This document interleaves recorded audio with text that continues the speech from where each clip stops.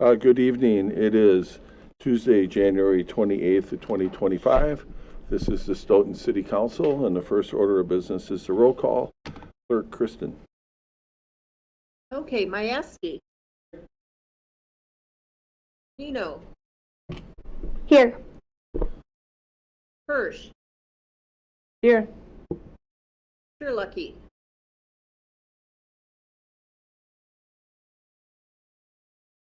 Looks like he's zoomed in, but we don't hear him. Yep, I see him. Okay. Butler. Here. Lagaki. Here. Wozniak Scanlon. Caravello. Here. Payton. Absent and excused. Thank you. Schumacher. Here. Abel. Here. Jensen. Here. We have 11 alders present, one alder Payton, absent and excused. All right, thank you. The first item of business is we have a couple of public hearings related to property in an area down on Ashbury Lane, which is on the east side of town, kind of over by the Fastenal. And we'll close the regular meeting and we'll open up the public hearing for, yeah, we are compliant with the open meeting laws, and we're going to go into the public hearing. And the public hearing is for changing 117, 201, 203 Ashbury Lane from a TR6 zoning to a planned development zoning. Is there anybody here that would wish to speak to that? Nobody was signed up. If not, we go right into the second public hearing, or do we have to close and open? You could go right to the second public hearing. So the second public hearing is related to that area, and that one is on a on the zoning district to TR6. And anybody wish to speak on that particular issue? Okay, hearing none, we'll adjourn public hearing, and then we have agenda items on that, and when we get into that, we can do a description of what's going on down there. So we'll just get right into the meeting then. The first course of business in the meeting would be the public comment period, and I do have several people signed up to speak, and we do have rules, as I mentioned at the last meeting. You have 3 minutes to speak. We ask that you stay as close to that as you can. We expect everyone to be polite and respectful, and the clerk is going to keep time. If you get down to 30 seconds, I'll put up the flash card. If you run out of time and I start jumping up and down, you'll know your time is up. You come up to the microphone here and just push the button, and the red light should come on, and we'll be able to hear you. You can adjust the gooseneck on the microphone to suit your size. And the first person that was signed up to speak was Todd.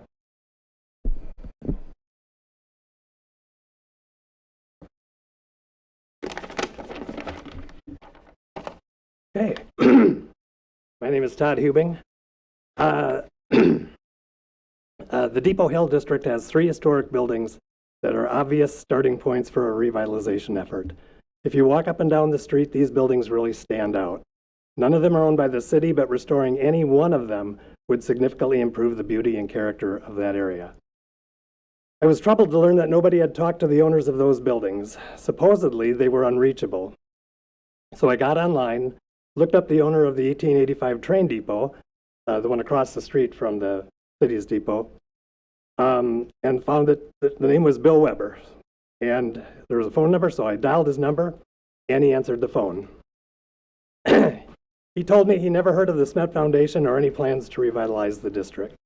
It's interesting because I was just talking to Chris, and Chris said he talked to Jane, the guy's wife, on Friday, the day before I called, and she said she wasn't interested. But both Bill and Jane were on the phone. They were in the car when I talked to them. It turns out Bill used to work for the railroad and is passionate about seeing his building restored. He's done a lot of work already, but he has limited resources. He told me he is open to discussing the sale of the building, but any sale would have two conditions. One, the buyer would have to be interested in preserving the historic character of the building. And two, Mr. Weber would not complete the deal until he was sure that the two current tenants were properly accommodated. And I thought that was admirable. Anyway, I'm not saying that we should immediately abandon the current plan, but at least today, the council does not have the information it needs to make a good decision. There is no rush to complete this sale. The deadline on the offer is artificial and appears to be meant to limit the council's ability to be properly informed. Also, we need to hear from the rest of the building owners, and we really need to hear from the Stoughton Landmarks Commission. I think their input would be invaluable and could clear up a lot of the information that is being fed to the council and the public. And one of those pieces of misinformation, is that the Landmarks Commission has already looked at this, and they have not. This offer came in after their January meeting and has a deadline that's before their February meeting. They've had no chance to give any input, and I really think they have a lot of important things to say. There are many ways that virtually everybody could, ways forward that virtually everybody could support. Let's take the time to get this right. We owe it to the residents of Stoughton and the Smets to ensure that this project is recognized and appreciated as the generous gift that it is intended to be. Thank you. Thank you. Nancy is next.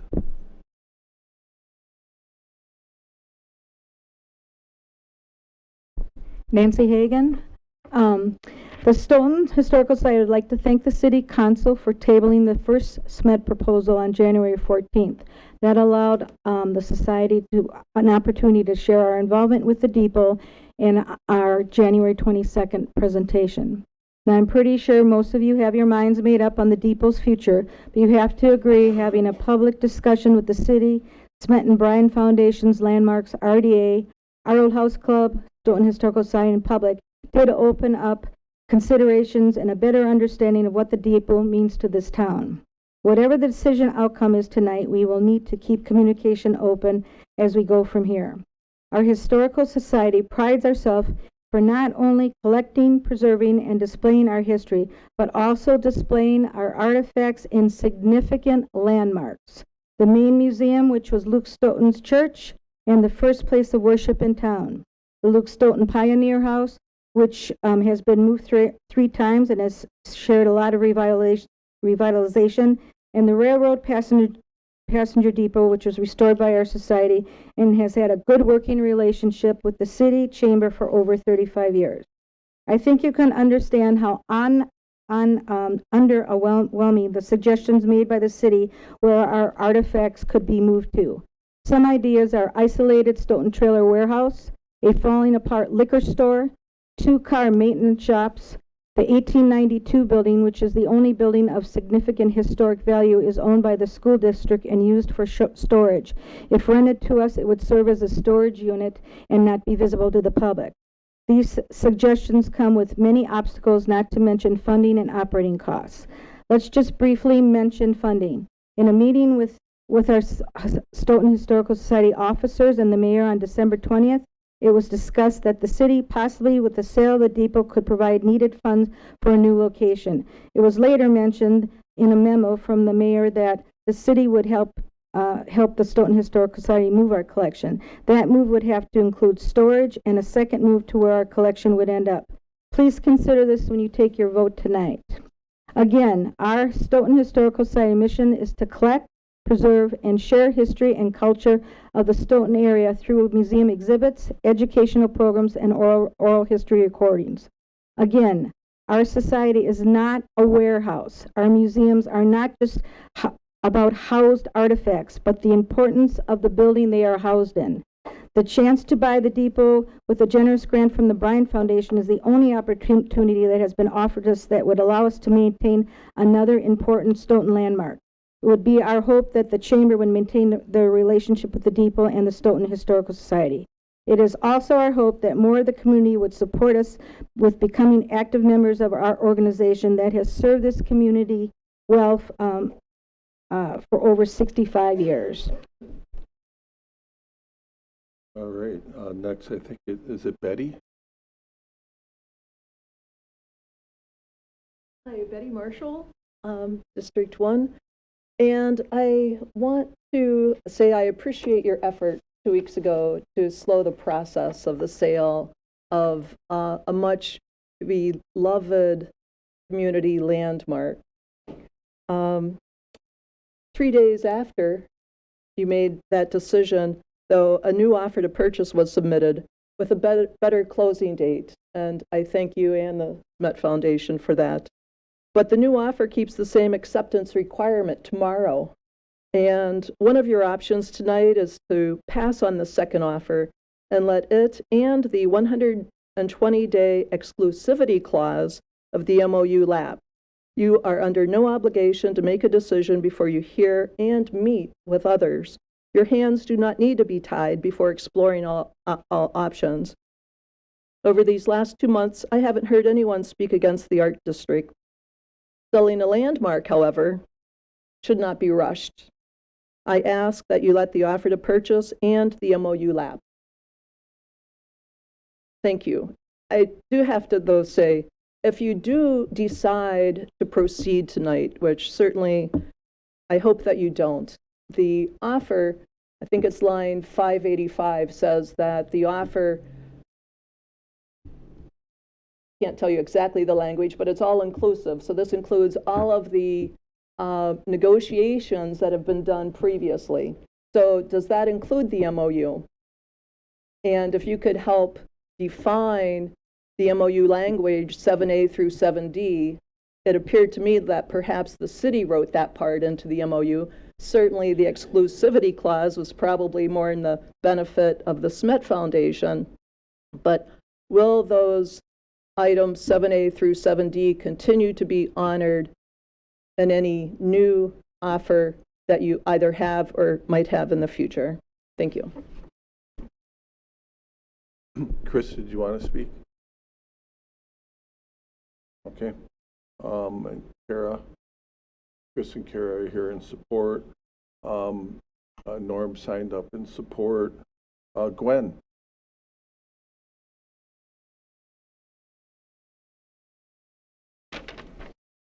My name's Gwen Drury. I live at 716 South Monroe. And first I want to start with gratitude. I'm grateful to be here with all of you this evening. It's clear to me that we all have something in common. Everyone here or is listening online because they care about Stoughton. Each of these people is willing to make themselves uncomfortable and give their time to this meeting because they care about the Stoughton community. Everyone here is showing commitment and dedication. We may not know each other, but I am grateful to you and you've earned my respect.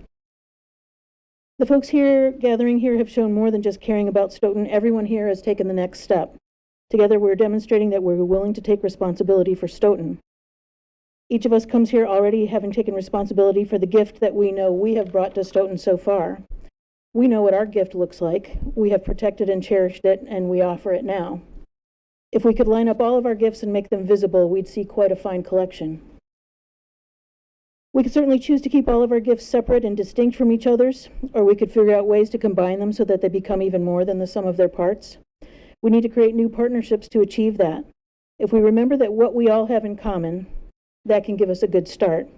If we make sure that everything we each do going forward earns and builds up trust in our partnerships, and if we remember that every human being makes missteps, mistakes, and bad decisions sometimes, and if we remember that apologies that are sincerely offered and genuinely accepted are worth more than gold, and if you accept my sincere apology for sounding so cheesy tonight, there is no telling what a group like this can achieve for Stoughton.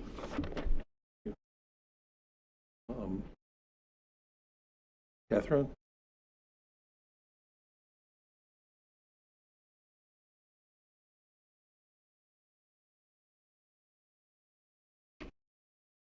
Good evening.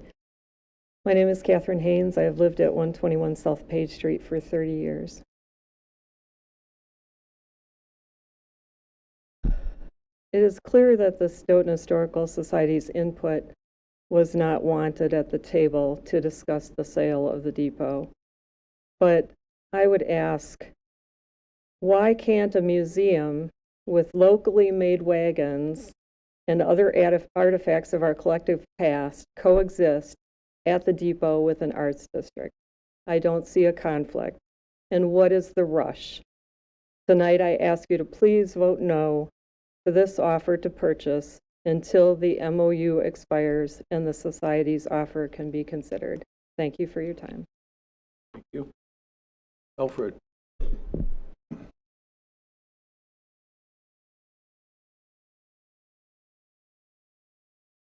Hi, I'm Alfred Skirpin from, been in Stoughton here for over 25 years. I wanted to speak in support of the idea of having the depot used for the Arts District. It is qualified support. I have a strong belief in history. I came here to Wisconsin originally to get a master's and PhD in American history, and have been here ever since. If we were talking about something that was going to demolish the building, I would not be in support of that. But I think there is a very good use of taking an older building and making a modern use of it to preserve that building. We've certainly seen that with a number of places in town, including Grand Inspired. And from the place I came in, where I grew up in Ohio, we had a train depot there that was under a threat of demolition in the 1970s. I was, as a student, high school student, helped pull stuff out of there and get it ready for sale. And ultimately, it became a restaurant and has been functioning as a restaurant since. And arguably, more people have gotten to experience that historic building as a restaurant than they might have as preserved as a historic site. Now, I love historic sites. We've got wonderful ones in Wisconsin, but that's, at least currently, we're not talking about that site as a historic site. It's not functioning as such. And I think that there are good uses. The Historical Society has some great things there. The chamber is served well there too. But at least from my perspective, those are things that could be well served in other locations. The location of that building in this proposed arts district could have a very positive use there. At the same time, my caveats are, the two current uses of that building are very good uses, and we shouldn't, as a city, be just kind of pushing people out there. We should, if anything's being done, there should be practical efforts put towards really having a good space for those two purposes that it's being used for now. And in terms of, there's been some good comments from people about saying, look, let's have some concerns about doing this right. I think those are reasonable concerns. So I thank the council for your consideration of all this, and wish you well in your deliberations. Thanks. Thank you. That's all I had signed up for this evening. Anybody else would like to speak? Okay, hearing none. Thank you all for being here again tonight. We would go into communications and presentation, and our first item is the introduction of the historical fact of Stoughton. Again, I always hate doing these after so many historians are in the room, so these are going to be paltry offerings, so I apologize in advance. In my findings, I found that in 1921, the City Council had voted to not connect sewers outside of the city. In 1923, an ordinance prohibiting dumping of trash on the streets was enacted. In 1924, $16,000 was paid for the first concrete bridge going over Fortin Street. In 1948, land was gifted for the John H. Bione Park. In 1950, the council voted to help develop the athletic field at Mant Park. In 1954, bicycles were to be registered and inspected by the chief of police. And in 1969, the vote was to install new stoplights at Main and Water Street. That's all I have. All right, thank you. In your packet, you'll see that it's coming up. Actually, it's in March. There'll be National Social Work Month, so there is a proclamation in there, and there'll be a slew of them between now and May for various organizations and city departments. Other communications, are there any communications from alders? Okay, I'm hearing none. I have a couple quick ones. I just wanted to make sure the council knew that there has been conversations with the Stoughton Area School District about the potential of entering into an agreement with the city of Stoughton for a school resource officer. So the school board moved forward on their end, and there's conversations going on between the school superintendent and the police chief. So if those materialize, you may see something here in the future. And then also, I did have a conversation with Yahara Bay Distilleries, and they're putting together some materials for a future meeting to kind of outline their plan and timetable if they were to move forward with the acquisition of the building that's housed by Stoughton Utilities. We'll move into our action items, and the first action item would be our consent agenda. I would entertain a motion to approve the consent agenda. Motion by Jensen. Is there a second? Second by Alder Majewski. Would anybody like anything acted on separately in the consent agenda? Hearing none, all in favor say aye. Aye. And any opposed? None opposed. That motion carries. The first order of business under old business is ordinance 1 of 2025, and this is a second reading from the Public Works Committee, and that would be Alderperson Majewski. Thank you, Your Honor. Thank you, Your Honor. This is ordinance 1 of 2025.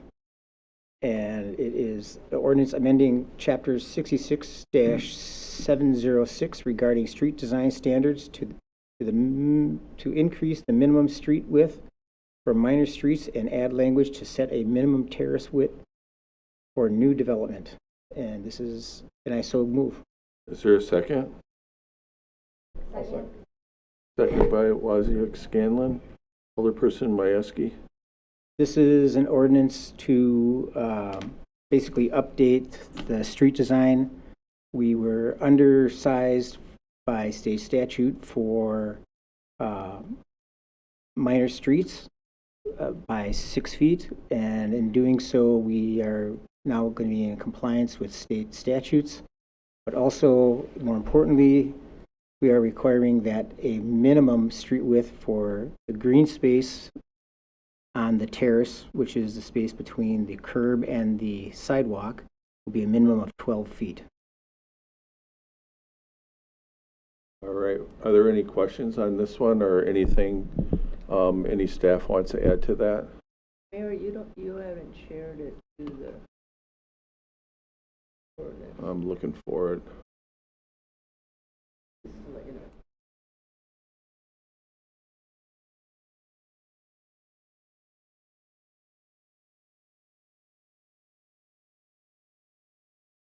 Can you guys turn on your microphones?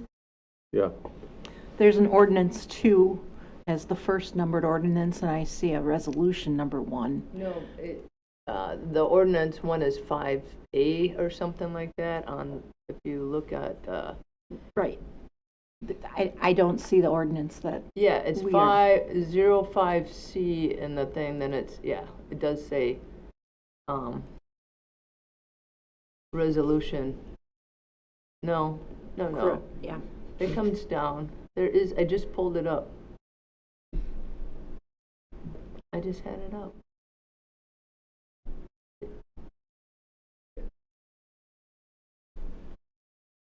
So I don't see it in the packet. Actually, yeah, you're right. I thought I had it, but it's not in the packet.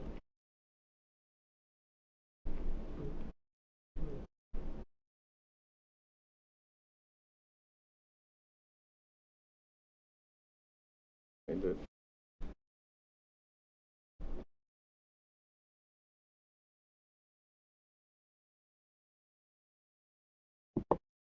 It's not the control, is it this one?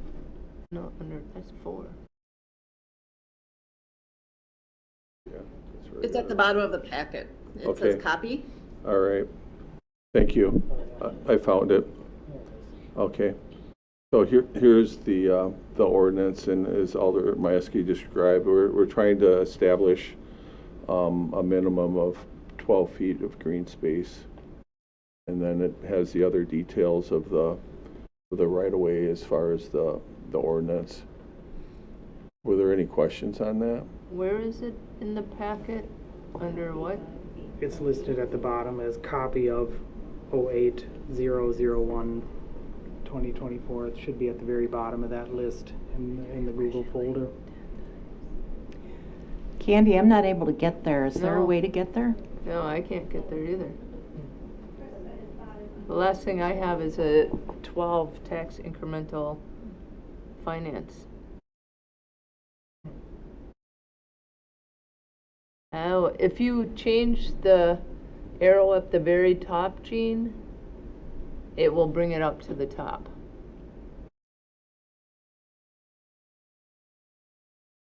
It reorders everything.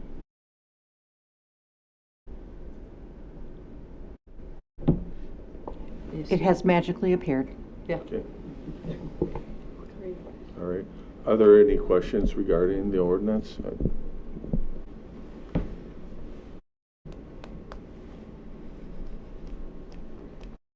Okay, hearing none, all in favor say aye. Aye. Aye. And any opposed? That motion carries. All right, the next one is ordinance 3 of 2025.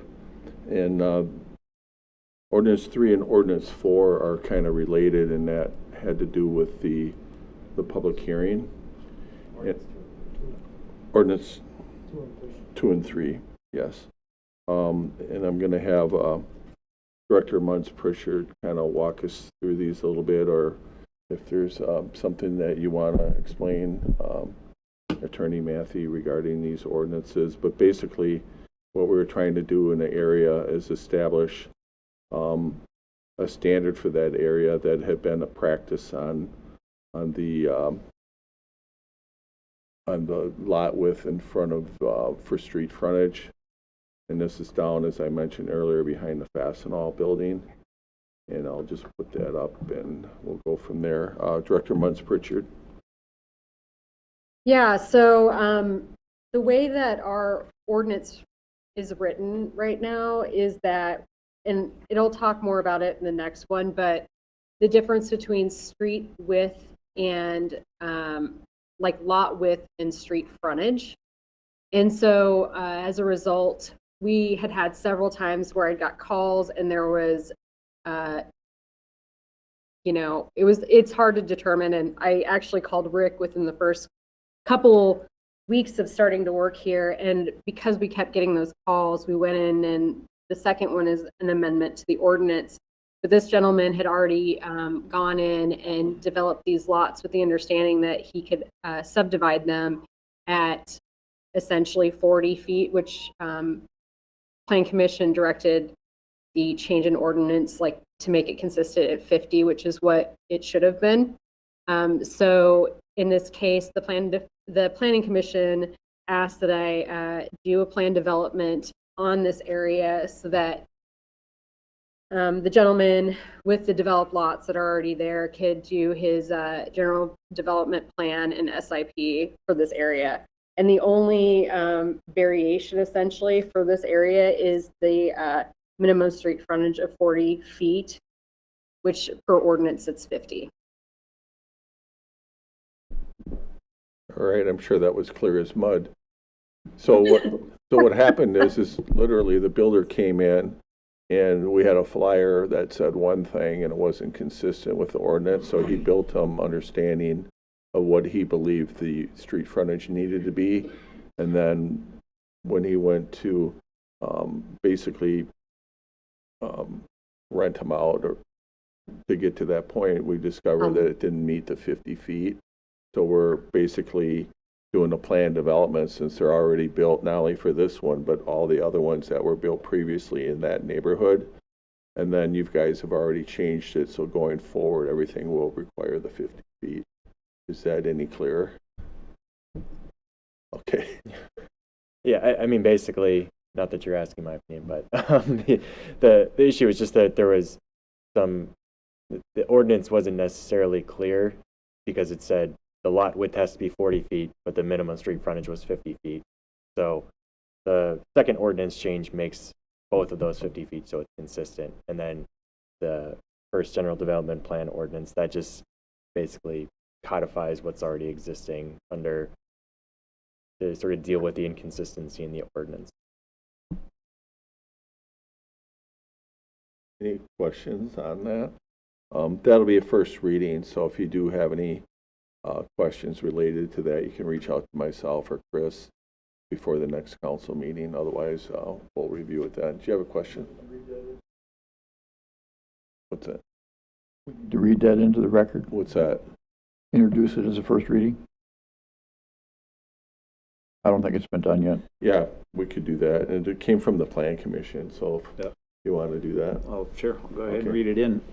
This is 002 of 2025, approving a plan development, general development plan for Lot 1 and 2 on CSM 14859, previously Eastwood Estates Lot 15 and Eastwood Estates Lot 14, Stoughton, Wisconsin, and that's a first reading. Okay, thank you. Thanks for the clarification. And then you can go ahead and read in the next one, which is ordinance 3 of 2025.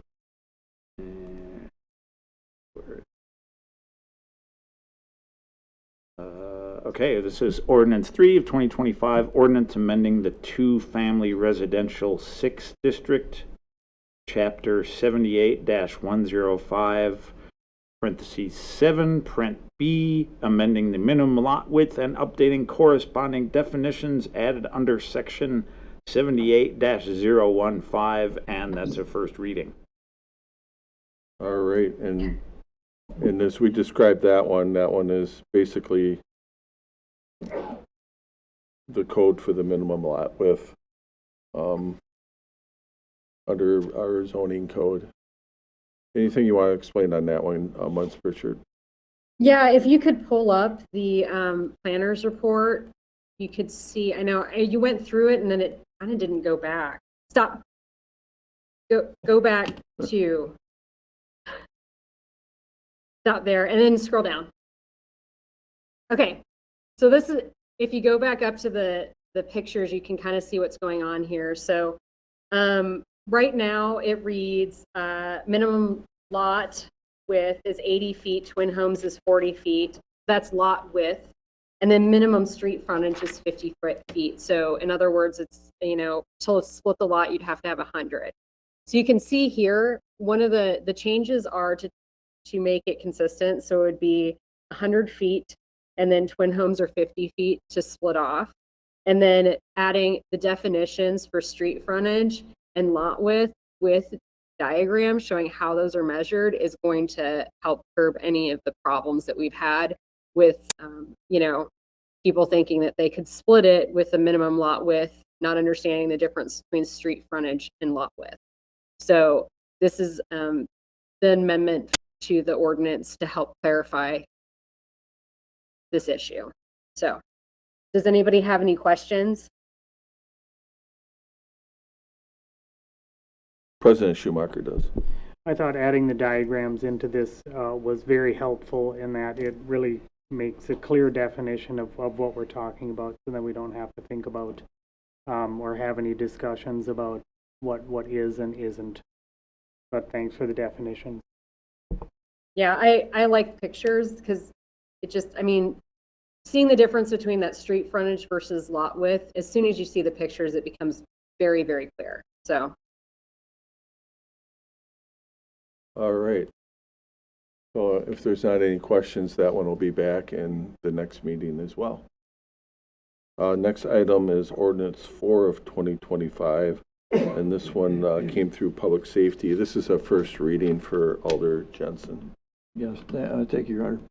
This is ordinance 4 of 2025 to amend section 70-222, controlled intersection, and first reading. Public safety recommended approval at a 5-0 vote on January 22nd. This is the intersection of Page Street and Isham, and as I think we all know, that is becoming a very busy intersection. So therefore, the stop signs were deemed necessary.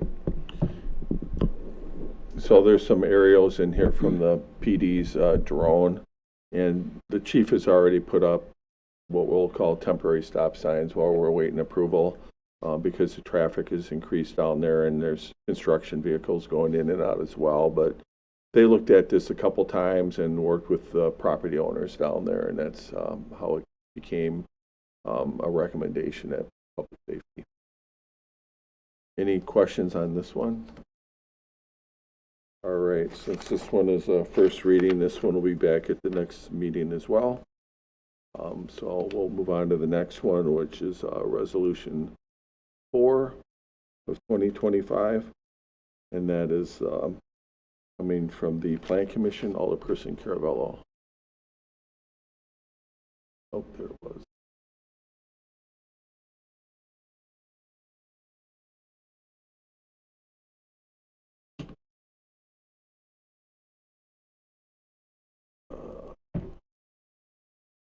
Sorry, nothing's in order right now for me.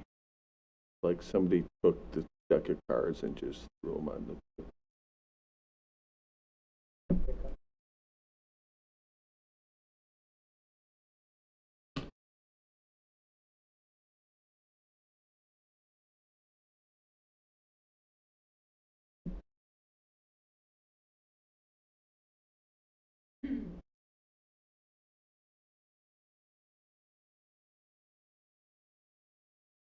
Okay, this is Resolution 4 of 2025, resolution by the Common Council of the City of Stoughton, conditionally approving the final plat of Phase 2A of the Stoughton Trailers Gateway East, and I so move.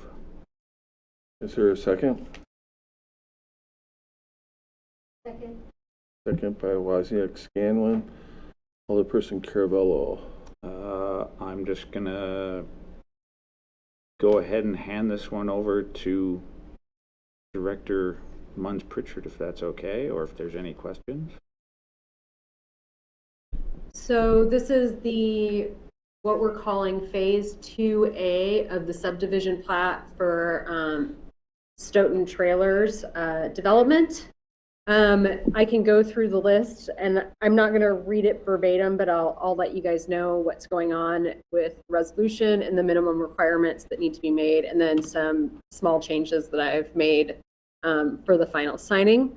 So number one, developer needs to have the phases of the proposed project. Each phase of the development is required to have its own developer agreement. Additionally, 90% of the stormwater utility construction plan should be finished for the final plat approval.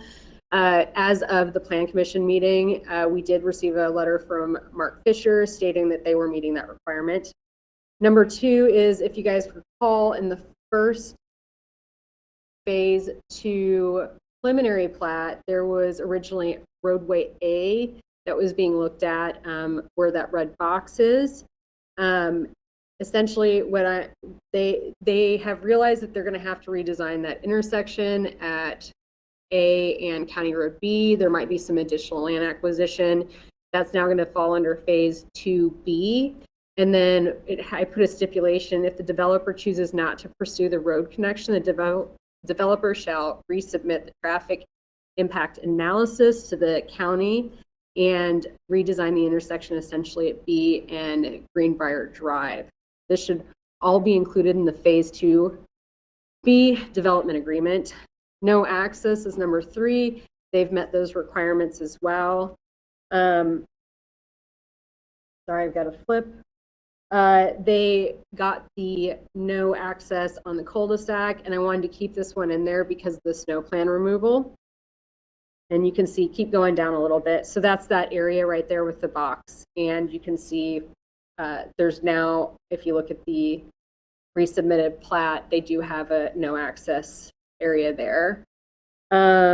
Approval by, number 5 is U.S. Post Office Service requires the cluster mailboxes. They did add 2 areas for those cluster mailboxes that are on outlots. Right now, it does have to go through approval at the Postal Service, which preliminary has gotten the heads up with that. If there's a major change in that, we will bring it back to you guys.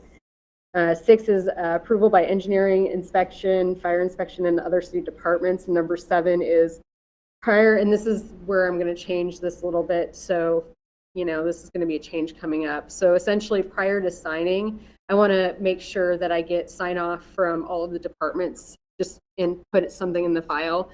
My concern is just like making sure that the utilities are where they have been agreed to be put and whatnot on the final approval. So that would be number 7. And then we've got 1 through 4 on the back end of this, and that's just straight from our ordinance. I just like it in writing there, so you can see those. All right, thank you. Alderperson Hirsch. So we're just approving just these small little areas.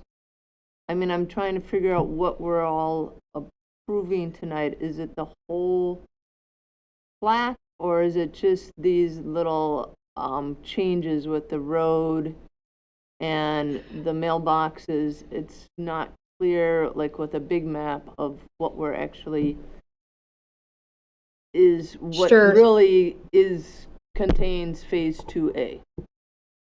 So if you guys will remember back to the first CSM of this, the areas that were essentially like unplatted were left as like one really large lot. I think it was 1, which is now, you can see that's like where the commercial district is, right? So after getting in and looking at some of this stuff, some of them will be subdivided again. The resolution areas are the ones that I wanted readdressed from the preliminary plat. But essentially, these areas you're going to see back in a phase 2B. So you will see these areas are being reapproved, right? But they were already existing lines, essentially. So, Tim, I'm sorry to do this to you, but would you mind switching over to the actual plat, which is on a totally different document?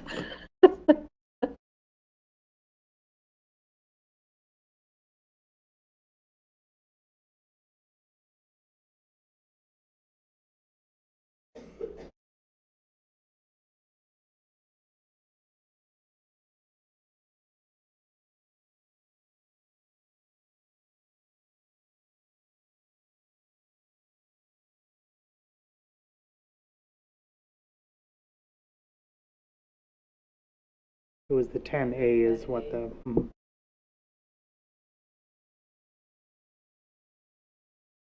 So I guess, Chris, I mean, I'm looking at the plat. So again, where it has 49 and 50, again, where those could be reconsidered if we really wanted to at this time, or I'm trying to figure out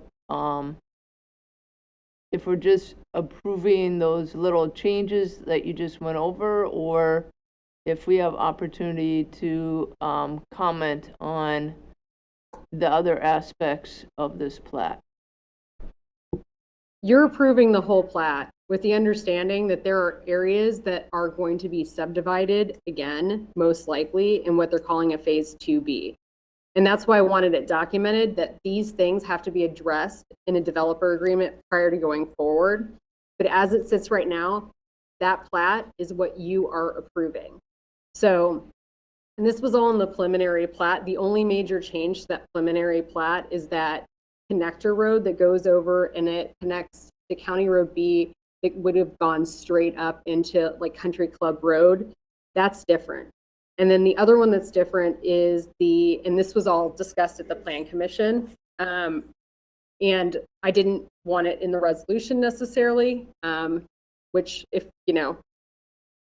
Plan Commission wants to direct me to do that, I can start doing that. But we've got the twin home ones that were controversial with the amount of exits.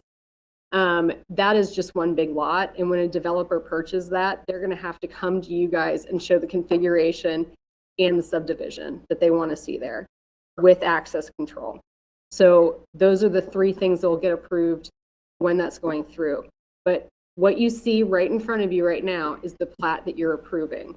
Now, that's not to say that some of these really large open areas can't get re-subdivided, right? but we're getting the Parkland Dedication Center in this one. We've got the single-family homes.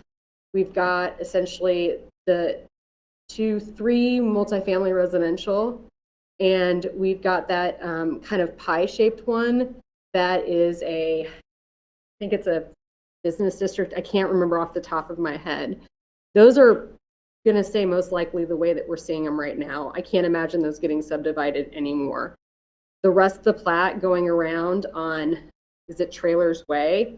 Those will most likely come in a phase 2B and be subdivided again, which we will be reviewing and going through this process of a preliminary plat, the,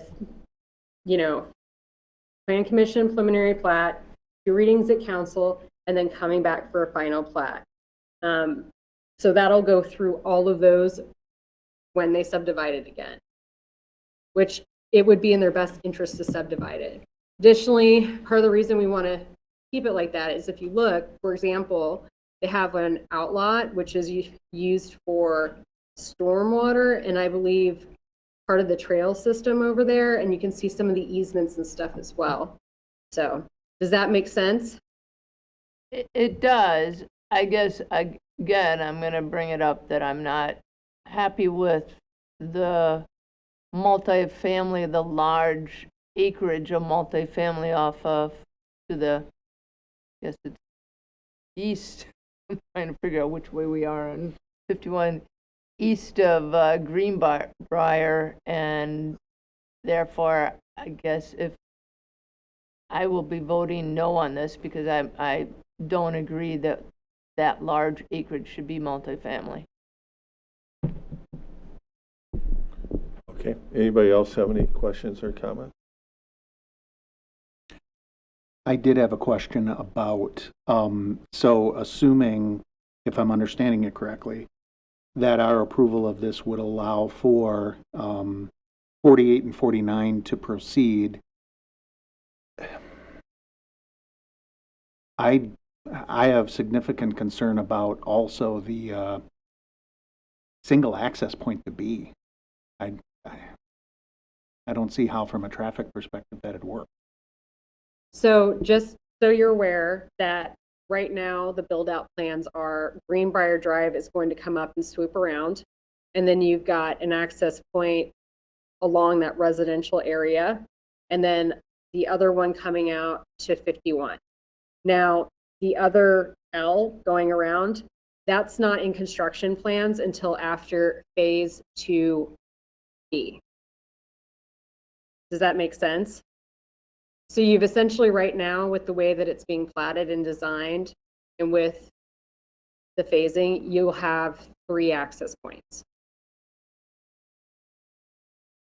And Chris, where is the underpassage to the other side of the street? Where is that located on this map? Good question. Tim, sorry, buddy. It's So fine. It's if just you're looking for looking, so another like map. north is straight up, it's going to be on the southwest corner, and you're going to see it. It was actually designated as an outlaw there. That outlet 3? I cannot read that well because it's blurry, but I believe it's the one right there. There you go. Yes, yes, it is. Thank you. Yeah, and just to follow up on your concern, Alder Butler, there is a traffic impact analysis that, supports this road design. And I think, Chris, you had mentioned something that may have to be reevaluated. Yeah, so that was the good point. So when I was talking about with the phase 2B, so right now they're breaking up the phase 2 into phase 2A and phase 2B because of the fact that they're going to have to do additional acquisition on that Country Club Road area. So that's why it's not being done currently. In the event that they do not end up building that access point, they're going to have to go back and make sure that that access point onto County Road B is meeting the minimum requirements for the traffic counts.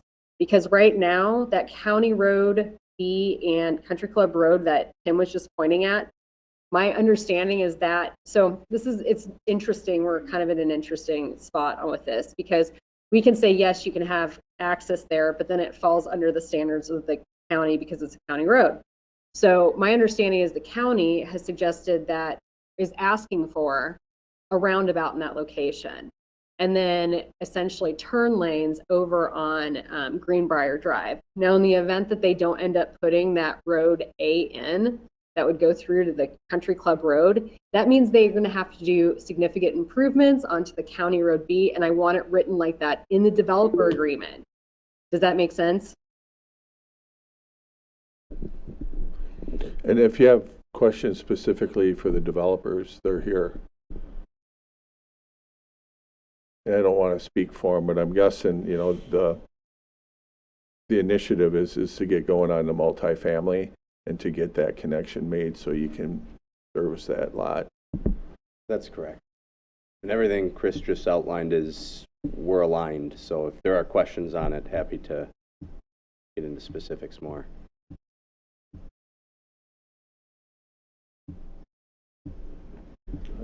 So, so if Road A, what is indicated currently on this map we're looking at as Road A, which is just, you know, basically an extension of Country Club, I guess we're looking at it. So if that never comes into existence, so the extensive upgrades to Greenbrier at B would be turn lanes, signaling, or what do you potentially envision might come to exist there? Yeah, and that's a, I guess that's Chris can answer, undetermined. might be able to answer the specifics, but that's going to be a county decision because that's a county road. So whatever the county is going to require, that's what they'll have to do.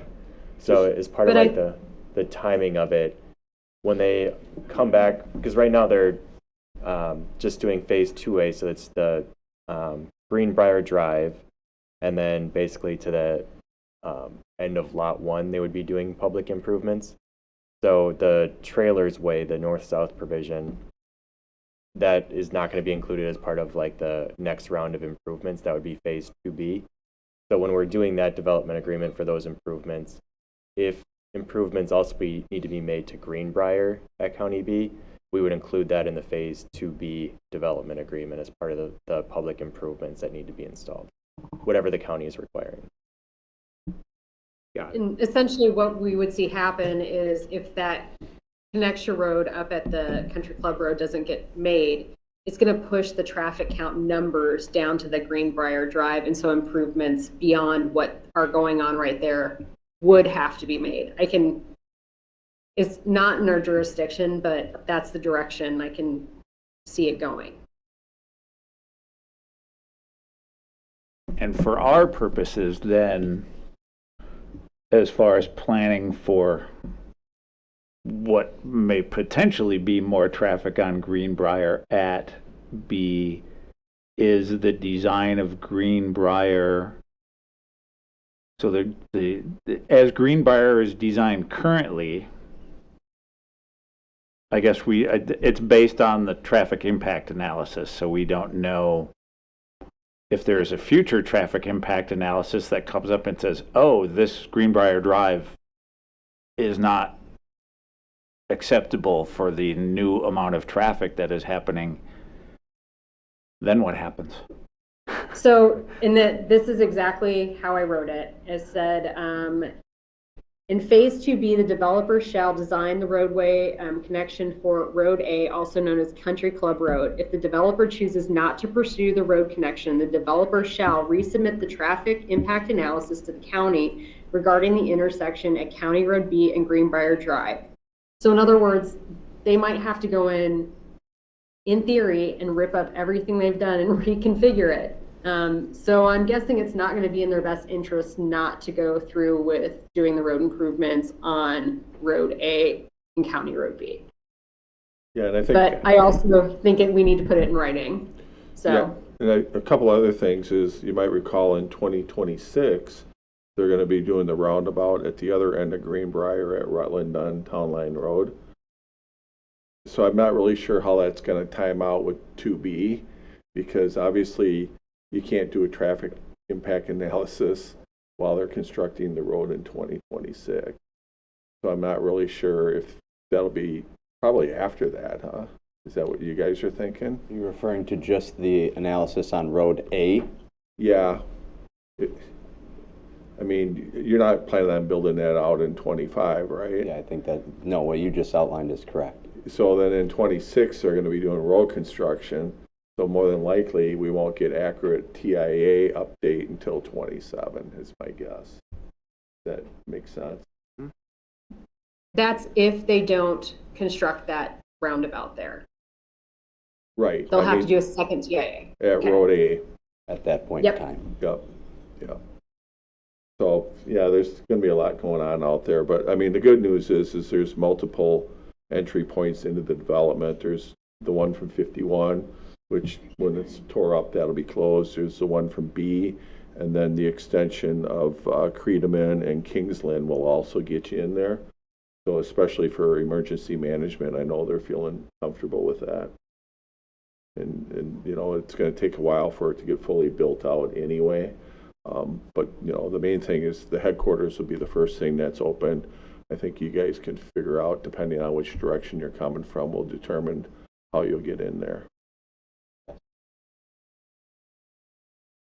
Did I answer your question on the TIA? Got it, yep. Okay, did it answer your concern? Well, maybe not satisfactorily, but it answered it, right? Yep, it was an answer. No, I get it. Anybody else have any questions or comments on this? I think, sorry. Go ahead. I think I kind of share Regina's, I'm sorry, Alder Hirsch's concerns about the location, putting all the multifamily in one spot. Presumably, can you share what expected what the expected number of units is that you were considering when you're talking about this? I can go back to when we did the development agreement the first time around. So the multifamily contemplated at that point in time was 400 units. Right now, we are in discussion with a party to develop a little over 15 acres of what you're seeing there. It wouldn't be to that degree of volume. They're contemplating up to 312. So that would be what's currently looking into that site now. Now the rendering that's up there is an older version, so there is a approximately 5-acre piece on the south side, and that is not allocated or anyone planned for that at this point in time. We've had some discussions with some city staff and things like that, but very preliminary. Yeah, and I would share that there was a few reasons why we selected this area for the multifamily. The first reason is we didn't feel it was appropriate to back them up to Eggleston's Woods. The folks that have lived there for years, and we worked with Stoughton Trailers to relocate that. The other thing is when they investigated that with their engineers, they decided that the way the terrain is out there, it's set down further, so the building won't be quite as dominating in the area, and it's backing up to the school and the church and not to neighbors' backyards per se. So we felt like that was a more appropriate place to place them. Plus, it gives an opportunity for the trail system to go through there. So if you live there, you'll be able to connect on the trail, either going into the park area or you could walk to school from the multifamily. So we thought that was good to have that density there and actually away from the highway as well. On 51, we already have some apartment units to the south that are along the highway, and we didn't really want to line Highway 51 with all multifamily as well. So I think that was some of the rationale by placing them in that particular location. Anything you want to add? The only thing I'd add to that is the style of this multifamily is quite a bit different than, at least who we're hoping goes in there, than what we have on 51. The maximum height on it would only be 3 stories. Most of the buildings contemplated in their plans right now are 2 stories. So to your point on height, I think it does kind of fit the topography of the land really nicely. But other than that, I think to your point, I think we've kind of accommodated and engineered it in a way that it'll look really nice.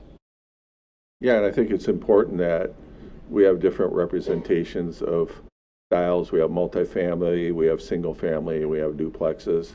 I think that's great that you're able to integrate them all into one development. And I'm not really sure how you could have laid it out a whole lot better. You know, I guess it's in the eye of the beholder, but I think certainly the multifamily where it's placed, I think is appropriate. And then extending the existing streets and neighborhoods made sense to me as well. And then the commercial along the highway for visibility, I think, you know, that'll make those properties more marketable. So I think overall, I think you guys did well with it. And I would say that I'm really pleased with the last several meetings that we've had. I think they've been really productive, and you guys have been very responsive, and I appreciate that. Yeah, but it's shared. So you guys have done the same. The city staff's been really helpful in a lot of this. I think we're getting better at this as we go a little bit. So are we. But yeah, so, and I you know, I'll just add one other piece that I think city attorney mentioned that most developers aren't all that interested in the park space after it's converted over, but we very much are. So I'm really excited with some of what that group is doing with the park and kind of the progress we've made on that in those same meetings. So I think as we make a little more, people will be excited to kind of see some of the plans. You guys have done a nice job on that. Okay. Any other questions or comments? Hearing none, we have a motion on the floor. All in favor, say aye. Aye. Aye. And any opposed? No. No. All right, we have 2 noes. We have Butler and Hirsch. Motion carries. And let me reposition myself here. We'll go on to the next item, and that's discussion and possible action regarding the offer on the purchase property at 532 East Main Street. I don't know if you need the offer on the screen. I can grab it for you. Otherwise, you can kind of let us know where we were at the last meeting, what's transpired, and what we have in front of us tonight. So after the last meeting, we obviously had the closed session. So we took the feedback in the closed session and approached the Smet Foundation or the potential buyer. So we have a revised offer to purchase before the council tonight. So there are 3 major changes and 1 small change. So the small change first, it's not the updated version in the packet, but on line 635, there was a typo that left off the name Smet in the word foundation. So that has been corrected. The major changes are, first, the Smet Foundation is willing to grant the city a right of first refusal on the property. So in the event that the transaction is closed and the property is transferred, if for some reason the property were then marketed to a different party and there was an offer to purchase on the property, the city would have the right of first refusal, so it could make a matching offer and buy the property. So it's basically first in line to acquire the property. The second change was, and I guess going back to that, the offer is contingent on the parties executing basically an agreement that would allow for the city's right of first refusal, contingent on the closing. So we would have 60 days to basically come to agreement on what that right of first refusal would look like. There's templates that basically my firm uses that are fairly standard. The second is a buyback clause. So the city and buyer would have an agreement where once the property is transferred, the Smet Foundation would have 1 year to start the renovations on the interior of the building. If they don't do that, the city would have the right to buy back the property for the purchase price. Then if the building construction is started, but it hasn't been completed within 24 months, the city would then have the option to also buy the property back at that point. So again, that's a separate agreement that would have to be worked out and negotiated. That's mutually acceptable to the parties, and that would have to be within 60 days of the acceptance. The third change from the original offer is the closing date has been adjusted to August 1st. The parties can close earlier if they would like, but August 1st is basically the agreed upon date. So that would give the city some time to work out some of the logistics of the closing. So on that point, if somebody wanted to move the closing date up, would both parties have to agree to that? Correct. It has to be mutually agreeable. Okay. So those are the major changes from, or the 3 changes from the original offer to purchase that the council considered 2 weeks ago. So we have the option of going into closed session if there are any like details that the council would like to discuss or like further things to negotiate. Otherwise, the offer, I guess, is what it is. All right, are there any questions? Alderperson Legaki. I attended the community, as many of us did, that the Stoughton Historical Society did at the senior annex. And as we were leaving that, I saw that perhaps some calendars and discussions were being talked about to further talk about perhaps how the Bryant Foundation offer and perhaps the SMET and invested parties in this quandary that we have were possibly going to meet. I'm wondering if that happened and is there any information available? I'm not aware of that. I don't know if Chris or somebody, you want to comment on that? Are you aware of any meetings that were scheduled between the Schmetz and the Bryant Foundation? You can come on up to the microphone, because I wasn't privy to those conversations if they occurred. Yeah, so I don't represent the foundation, but I do know that there was some discussions of, I don't know what the result was. I know that the Smith Foundation did reach out to the Bryant Foundation. So you're not aware of anything that affected the offer? No. No. All right. Are there any other questions? Alderperson Hirsch? I think the meeting with the Historical Society, trying to get together with the RDA, some council members, the mayor, and the SMET Bryant Foundation did not happen once this got put on the agenda for this Tuesday. They were looking for the meeting to occur later this week and discuss everything and try to come, with some other plans. But once this was back on the agenda, I think it just kind of fell apart.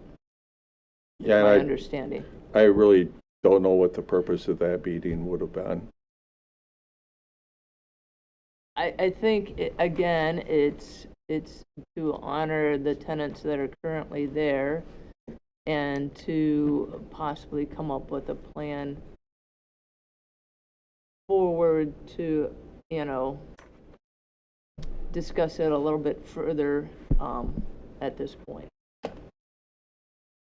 Yeah, I mean, I see that, the council has options. They can take action one way or another on the offer, or they could do nothing, and just that's what they choose to do and what that would look like. I feel like when the city council entered into the MOU and then ultimately provided feedback to the city attorney to negotiate in good faith with the Schmetz, they've done that.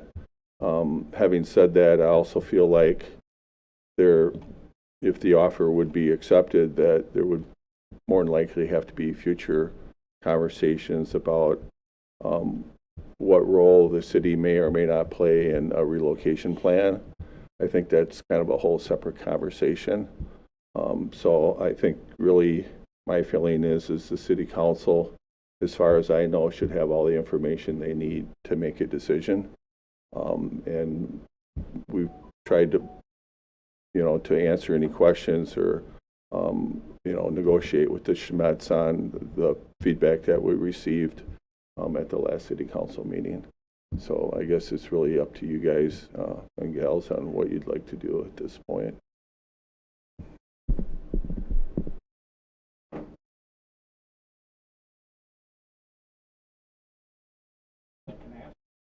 Can you turn your mic on, please? I'm Thank you. to turn my mic on.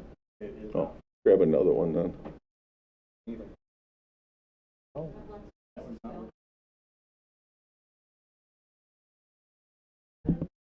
Nope. Oh, there we go. Now it's back. I'm wondering if this is a closed session question. If we could get a refresher on how the valuation was achieved and the appraisal. I think we can answer that in open session. Yeah, so the city did obtain an appraisal on the building. The appraisal came back at $170,000. I guess I can't speak to the methods of appraisal. I mean, typically they would look at comparable sales or like a square footage, like per sale type number, but I guess I can't speak specifically on how the appraisal of this particular building was conducted, but I know that there was one done.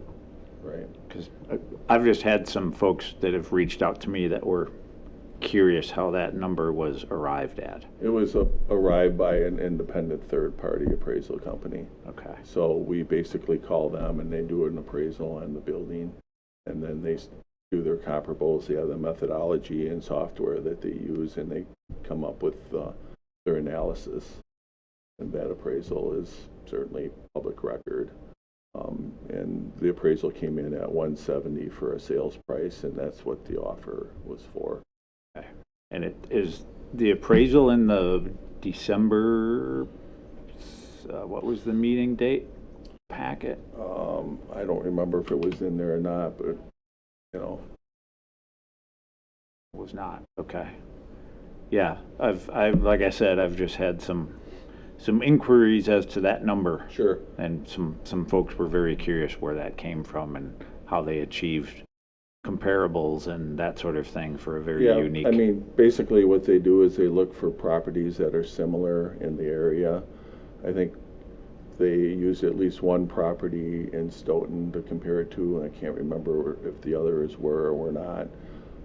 And, you know, the software will make adjustments if it's, you know, in Madison versus Stoughton, for example, where the value might be more there than it is here. And then they come up with a square footage amount, and then, you know, the condition has something to do with it as well. And then they come up with their bottom line number. And then as part of that, they also, on the one slide at the last meeting, I had a slide that showed the appraisal. And then I think I had the SWOT analysis that they did was also included on that slide as well. That kind of showed, you know, the strengths, weaknesses, opportunities, you know, for that particular building. And it's pretty commonplace. Typically the buyer, if they're doing bank financing, the underwriter or somebody they do their own appraisal as well. In this particular case, I think they're paying cash for it, so I don't think that was in the offer, was it? Correct, there's no financing contingency or anything like that. Yeah. So there is a methodology. They're done by licensed appraisers. Any other questions? Rick, could you lead me to where it says, oh, okay, I found it. I was looking for the right of first refusal, but I see that I got it down. I think it's at the end, isn't it? Yeah, it's a separate addendum. Okay. I guess I don't understand within 60 days of acceptance of this offer. Correct. So rather than having the agreements already like written out and drafted, it's a contingency of closing. So we would have to have those agreements, which would basically be contingent on the property actually being conveyed. So we would have two separate agreements from this one that would need to be executed that are mutually agreeable to the parties. So one would be the right of first refusal, which would be a deed restriction that goes on the property. And then the second would be the buyback, which is another agreement that's a deed restriction that would be recorded against the property. And they both, and the Smet Foundation has agreed to those? Correct. Yes. Yep. The specific language hasn't been agreed to, but the concepts, like the general concepts, have been agreed to.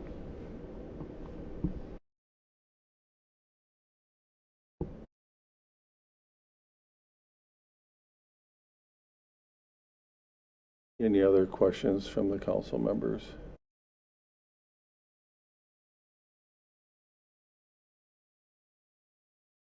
So there is the option to go into closed session. Sorry. Go ahead. Alderperson Jensen. I think I have enough information here, and I'm ready to vote on this, so I would make a motion that we accept the offer. Is there a second?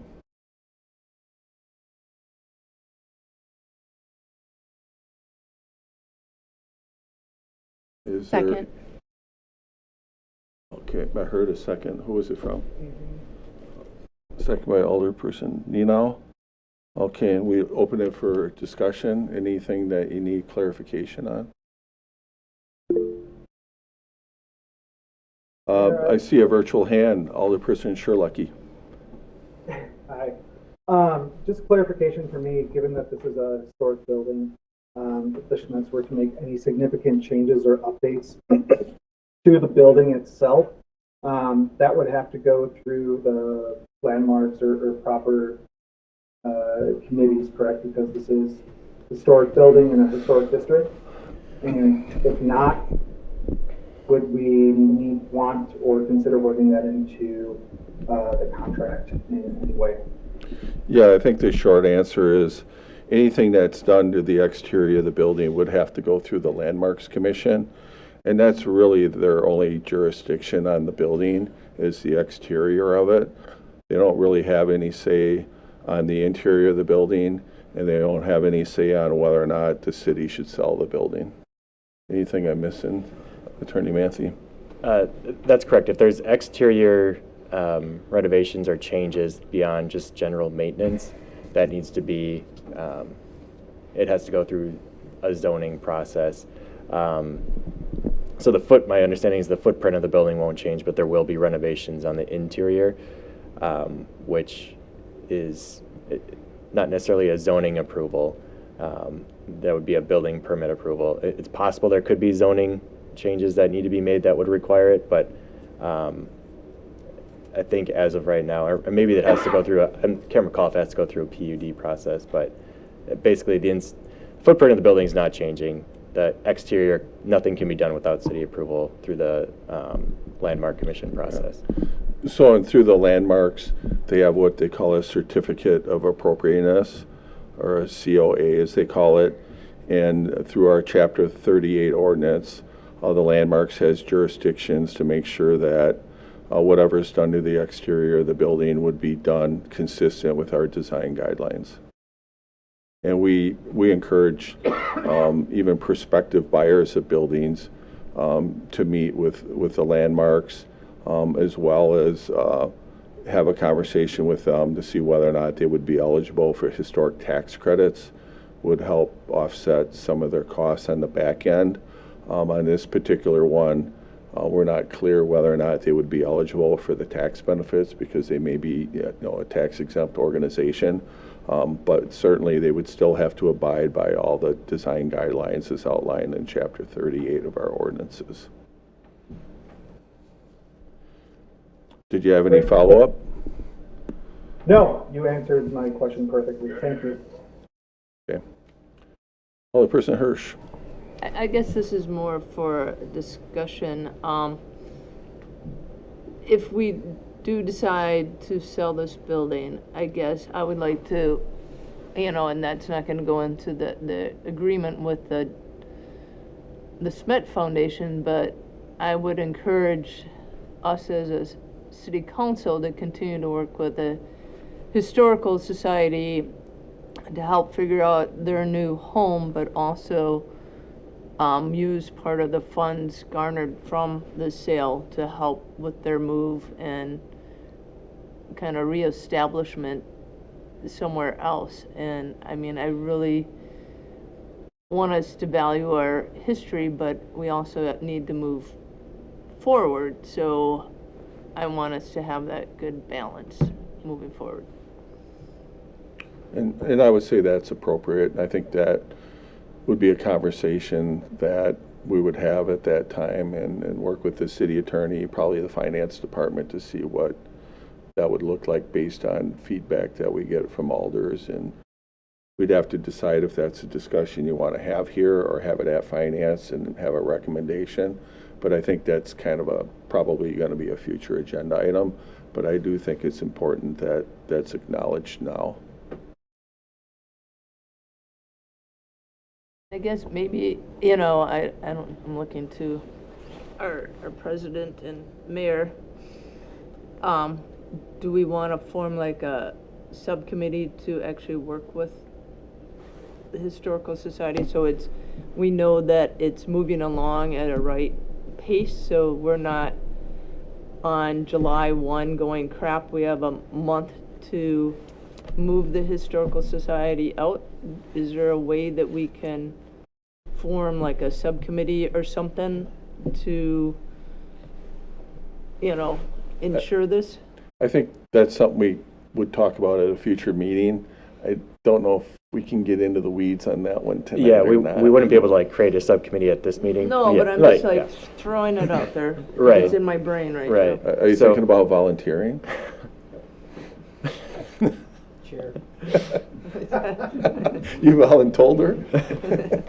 So what we could do is have, like at the next meeting, have an agenda topic, or take it to finance, and have an agenda topic just so the city can have a discussion about what direction it wants to go, assuming if the offer is approved, I should say.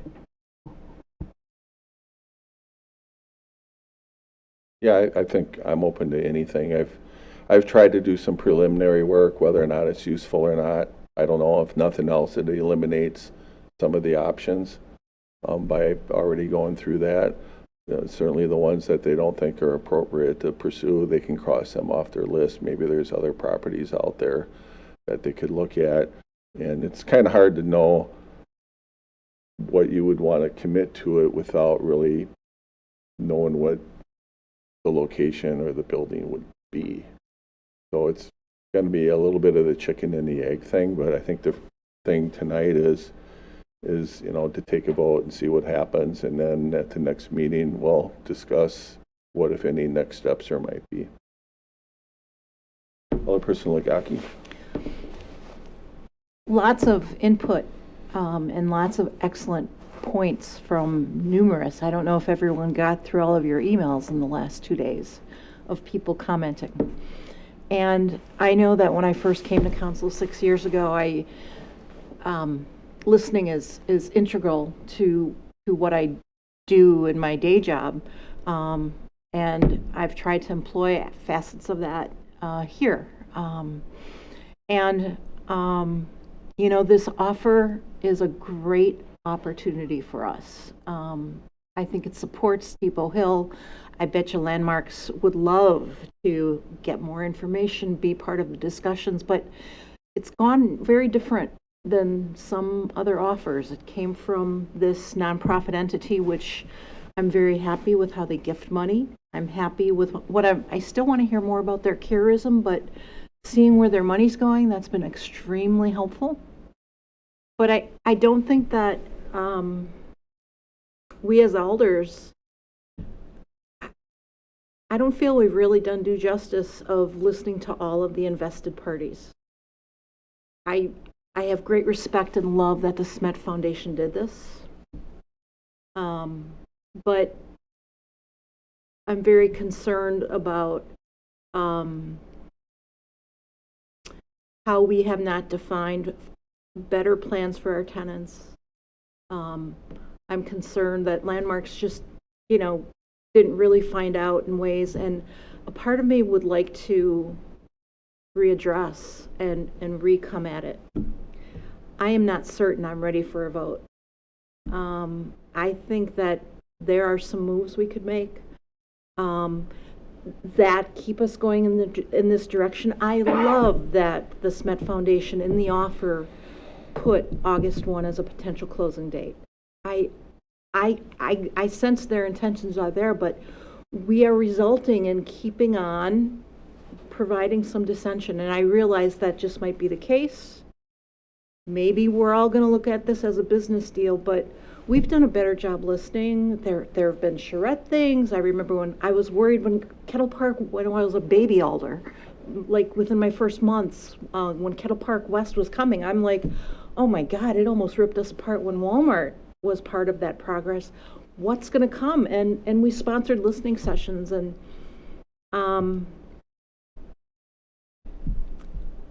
I think if we got the right minds together and the people who can facilitate, I think I'd like to not vote tonight and consider what I'm talking about. Get the invested parties together. When I heard that kind of fell apart, and there's no new information about it, I don't want to create more dissension over this, and I want the Schmidt Foundation to come in with this project. But the way we're doing it, it just does not feel right. I think if we could get some key players, people together, and I think we've done a good job of listening since this has come to light. My God, the details that people know, Betty quoting the line numbers and through, I mean, these people, I am hesitant to vote. That's what I want to say. Okay, thank you. Anybody else have any questions or comments? I just want to say that, unless there's somebody else wanted to say something, I agree with Jean. I'd like to see the opportunity for more discussion between all the parties involved. I do support the creation of the Arts District. I think that will be a great thing. I think there's going to be a lot more opportunities going forward down there with the whole railroad corridor redevelopment. There's a lot that can be done there, but for me, voting on this tonight, I think, is a little bit quick. I'd like to see more discussion with all the parties. It's an important community building that is utilized and underutilized at this point, and I just think that more discussion, I think, would be okay. And the timeline for this, if we don't agree on this today, it's just a deadline. Deadlines come and go. Agreements can be changed. Agreements can be extended. I'm sure that I would think that the Smet Foundation wouldn't, if we don't agree on this today. I'm guessing that they wouldn't walk away, being very unhappy. Well, we can ask him. We have one representative here. Sure, if he's able to speak to that. Yeah, so hit the button there, will you, please? Yeah. Thank you. So I just, I'm hearing a lot of comments about process and getting feedback, and my understanding, and I want, everyone to correct me if I'm wrong here, but this, any action tonight is not a final action. It's the opportunity to continue the discussion. And there's a lot of contingencies built in there. There's zoning contingencies. There's neighborhood meetings that are all part of this as part of a larger action plan for the area. And the idea was never to exclude anybody, but this is the first step of a larger conversation. And I don't know how that was communicated, but certainly there's due diligence on the Smet Foundation's part. There's just land use approvals that have to happen with lots of opportunity for public input, over spring and early summer. So I just, and tell me if I'm wrong here, but I just want to want to make sure that we're clear on any action to accept that offer is not, there's a lot of work that has to go into that offer and a lot of time and a lot of energy spent on that. So it's not, and I'll defer to the attorney too, but that is, there's a lot of boxes that need to be checked and a lot of work that needs to be done with input from planning staff, from the neighbors, from the neighborhood, from the historical society, from a lot of parties. So this is, in our opinion, this is an opportunity to start the process, not the end of it's not the end of the line. So I just want to make sure everyone knew do that. Thank you. So I guess just a quick comment that if this is approved and the agreement is executed, it is a binding agreement, but there are a lot of contingencies built in there. So the right of first refusal, the buyback, like those need to be negotiated and executed. There are the zoning contingencies. So you are bound by the terms and you have to work in good faith to continue to work towards the closing.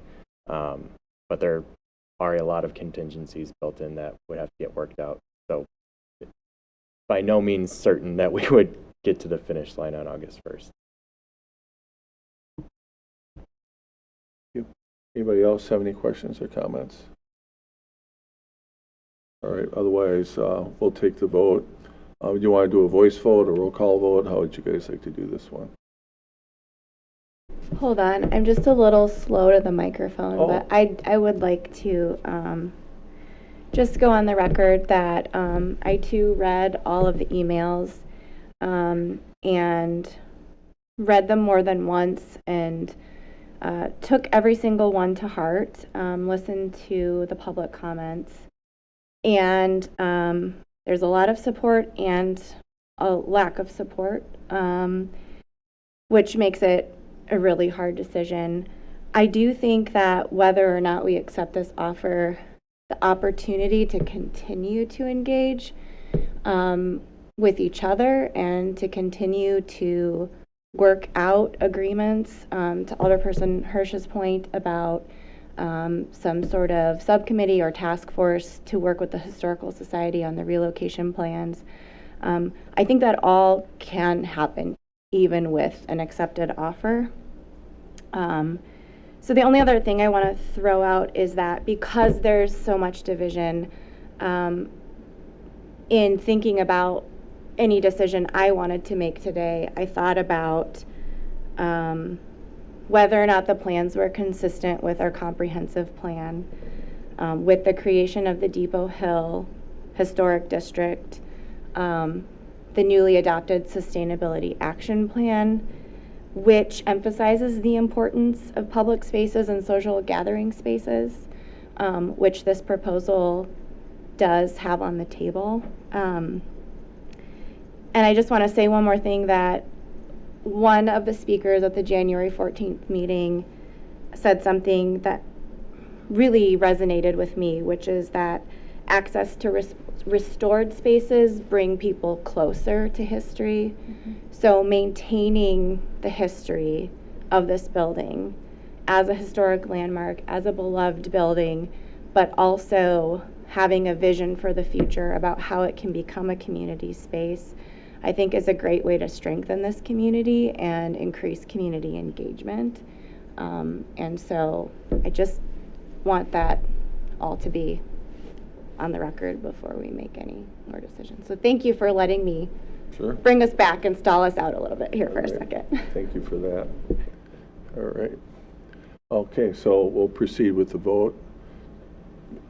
Go ahead. I just want, with Alder Legaki, was she planning on tabling this to a later date? Or, I mean, you throw it out there, but yet you've made no motion to change it. And so it's on you and Phil to figure out if you want to table it to a different vote as opposed to not. I was hoping to get more of a read of the room of all of us as alders. Pretty poker face crowd, isn't it? You know, I'm just wondering where people are at. And if it perhaps if we'll talk more openly in closed session, but at this point, I don't see any information that is going to need to be done in closed session. I would love to hear what other people are thinking and feeling about the process, but I'll be honest, I don't know that direct way, but I also don't want to rush. And some people are telling us they're feeling rushed about it. And we all know this is going to continue, but I'm of the mind, I love this idea, I want to vote for it. And yet, historically, I don't think we've taken care of our people and really, and let's go into this with Schmidt welcome and open. And I think they are that. I have no concerns about that. That's where I'm at. I would like to hear the part of the room about how you feel about voting tonight, given, having these tenants and Landmarks being consulted on this building. It would have been nice, but I understand things are moving. I get it. Just wondering where other people are at.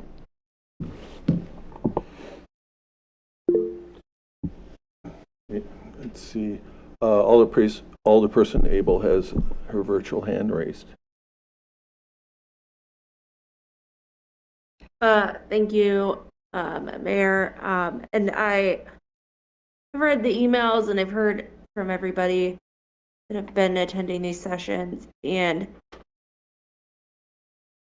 I acknowledge that it's been rushed or it's felt rushed for folks. But I struggle with the thought of continuing to drag this out, for lack of a better word, if our minds are already made up and that we want to support this project, that then creating some sort of false sense of options still being on the table could just create more frustration. And so I guess I lean towards taking a vote today on it. Okay. Thank you. Anybody else?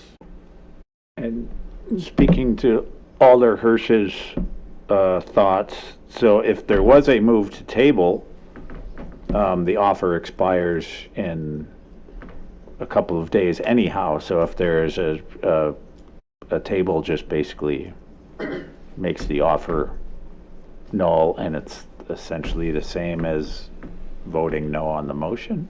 Right. If so, the acceptance date is by tomorrow, I believe, January 29th. So if there's no approval, the deadline for binding acceptance would have passed. They could theoretically submit a revised offer with a different date. And if there are additional contingencies the council would like, we could include those in future offers. If a future offer comes, I should say.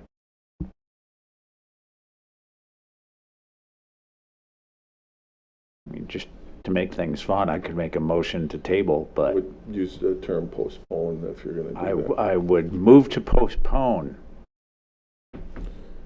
Second. All right, that was Legaki. All right, so we can discuss a motion to postpone. Does anybody want to discuss that? You want to give your rationale for postponing? I think we've heard some of it. Yeah, basically to sort of play off Attorney Manthi's comment, just so that, it leaves room. I guess either way would have left room for another offer to come into existence from the Smet Foundation. So, anybody else? Alderperson Hirsch. Well, and I don't know if this goes in with the motion to postpone. I guess my concern is, after the public meeting that we attended last week, even if we decided not to go with this offer and there's an offer by another organization to keep the Historical Society there, what we did learn was the Historical Society really does not have the funds to maintain that building, keep it up. I mean, they're already strapped with the other two buildings that they own. So I guess So to me, that wouldn't be a viable option because then you're just watching the building die. Unless we have something, somebody else steps in to save it. I guess I'm gonna go back to, I like your idea of a task force to be developed to, find a way to strategize with the Historical Society for a path forward that is strategic and viable for them and for our community, because I think they have done marvelous collections and a good thing, but I think they're running out of space, so we need to think strategically how to expand that so they can not only have the articles that they have, but continue to act as a museum and collect as history progresses, that we can, have a more viable, exciting, and dynamic museum as opposed to a stagnant one because we run out of space. And that might be gathering other foundation money or whatever to have a viable museum at some point. So that's what I would propose. All right, anybody else have any thoughts on the motion on the table, which is to postpone? I have a follow-up thought, is that postponing this would also potentially, since this has raised awareness of the situation with the depot and the status of the Historical Society and the items that are currently in the depot, perhaps, I don't know what it would be, perhaps there would be opportunity for a third option, a combination, cooperative of foundations to work together in some sort of form or vision that anybody has yet to come up with. But since this is just now, raising awareness of stuff going on with just in discussions with people in the last few weeks, the existence of the Historical Society and what it does and the stuff that's down there, maybe it would afford an opportunity for something, a different vision that none of us has as yet. Anybody else have any comments on Alderperson Jensen? Key word was perhaps. We have an offer on the table. Accept it or not. Anybody else? Sure. If the council decides to not accept this offer, I guess this is to Rick, that doesn't alter the MOU. The MOU still stands, true? Correct. There's still the 4-month negotiation window.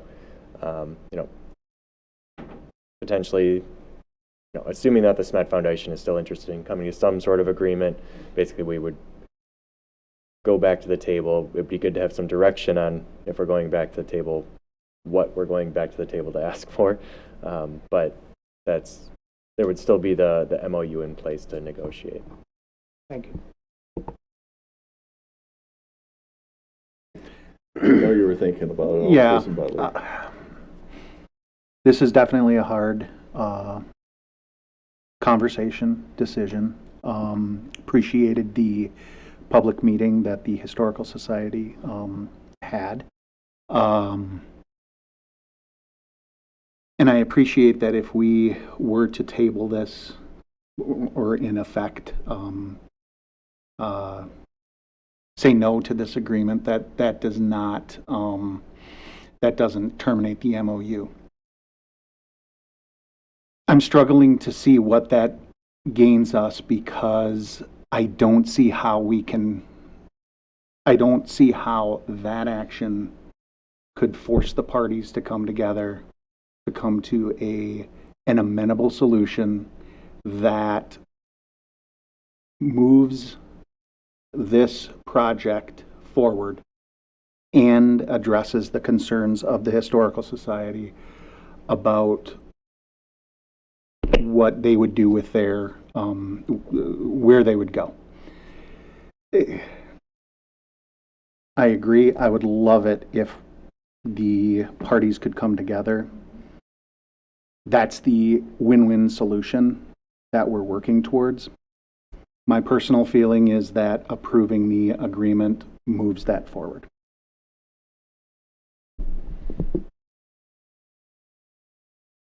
All right. Anybody else have any thoughts? I think Alderperson Butler pretty much read my mind.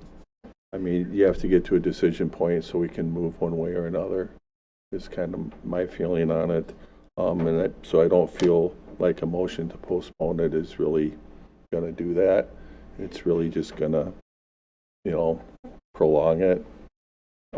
And at some point you have to make a decision anyway. I don't really see any additional information that you're going to get that's going to make the decision any different based on facts. I think you might hear, more people come out for or against it, but at the end of the day, I don't know if you'll hear any new arguments one way or another on it. So I would prefer that, you go ahead and defeat the motion to postpone and then take action and see which direction it's going to go. But that's just my 2 cents worth, and I don't get to vote unless there's a tie.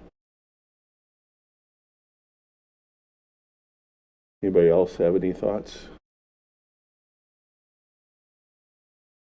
All right, so the motion on the floor is a motion to postpone. All in favor say aye. Aye. And any opposed? No. Okay, so the noes carry. So was there 2 ayes? Okay, so it was Caravello and Lagaki that said aye. For the record, Candy.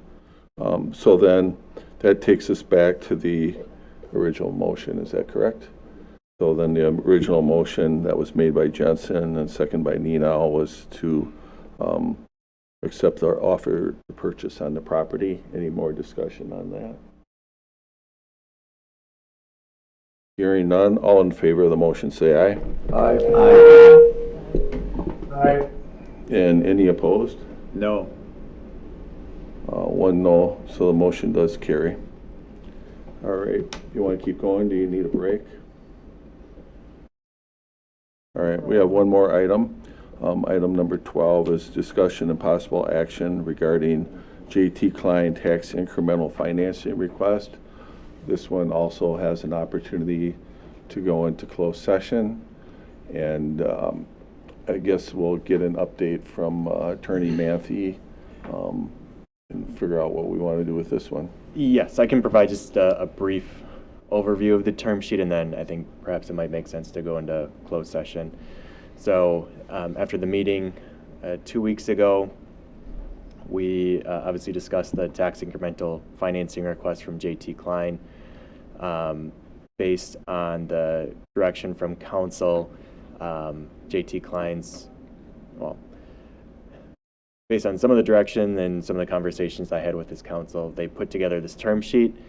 So basically what it does is it says it's a non-binding term sheet, but it's basically just outlining the general agreement, and then we would draft the development agreement that specifies all the requirements of a future development. But basically, the city would be committing to the $5.35 million of tax increment financing on a pay-go basis. There would be a cost or a reduction of the municipal revenue obligation, or MRO, or the TIF incentive, based on if the zoning ultimately is not approved, so they have to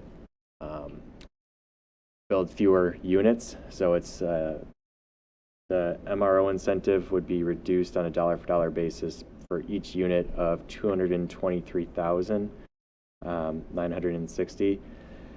The MRO would also be reduced based on total project costs if they're lower than what they're currently estimating. So that would be, again, a dollar-for-dollar basis. So basically on the back end, we look at their construction costs. If they're lower than what they're estimating right now, the municipal revenue obligation would be reduced by a dollar-for-dollar basis. The flip side is the developer's proposing a floor, so of $4.9 million. So basically, no matter what happens for their costs or the unit reduction, it would not go below the $4.9 million. So basically, it would be somewhere between the 4.9 and the $5.35 million range. That's the general overview of the term sheet. Also an agreement for a pilot if the property does become tax exempt. Project completion dates, sort of standard conditions. But again, all this would be fleshed out in a future development agreement. This would be non-binding. We would create an agreement that is binding, similar to the tax increment financing deals that the city has done in the past. So I guess with that, I think it would be appropriate to go into closed session to talk about the term sheet and where the city stands on some of these provisions and what it's comfortable with moving forward.